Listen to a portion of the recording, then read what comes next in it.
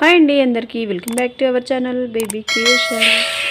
ఈరోజు స్వీట్ ఎలా చేసుకోవాలో ఈ వీడియోలో చూసేద్దామండి. ముందుగా పెసరపప్పు ఉంటుంది కదా, అది ఒక గ్లాస్ వరకు తీసుకొని దోరగా వేయించుకోవాలి. తర్వాత ఒకసారి శుభ్రంగా కడిగి 2 గ్లాసుల పాలు 1 గ్లాసు వాటర్ వేసుకొని మెత్తగా కాకుండా ఇలా పలుకుగా ఉడికించుకోవాలి.